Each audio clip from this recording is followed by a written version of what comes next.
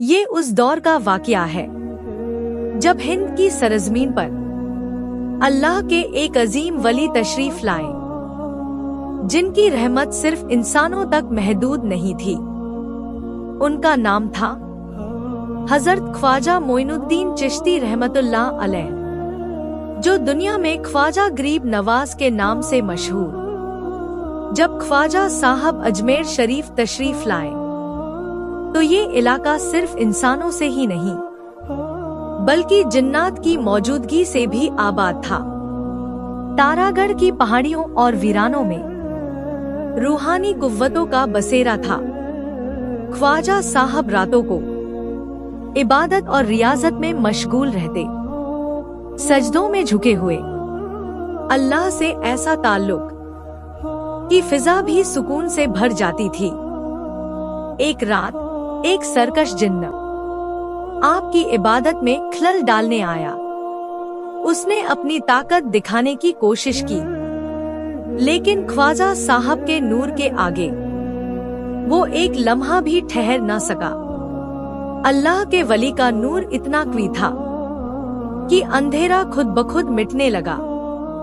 सरकश जिन्न पर खौफ तारी हो गया और उसने अपनी गलती मान ली। उस जिन्न ने ख्वाजा साहब के दस्ते मुबारक पर तौबा की।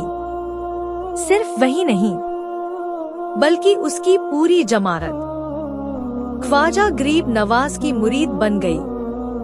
रिवायतों में आता है कि जिन्नात के बादशाह शाह जिन्नात भी अक्सर ख्वाजा साहब की बारगाह में हाजिर होते। वो दीन के मसाइल पूछते और शरीयत की तालीम हासिल करते। ये माना जाता है कि जो जिन्न ख्वाजा साहब के मुरीद बने वो आज भी अजमेर शरीफ की हिफाजत करते हैं।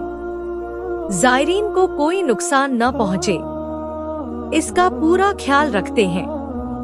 इन करामात का मकसद खौफ पैदा करना नहीं बल्कि ये समझाना है कि अल्लाह के वली की रहमत हर मखलूक के लिए आम होती है, चाहे वो इंसान हो या जिन्न।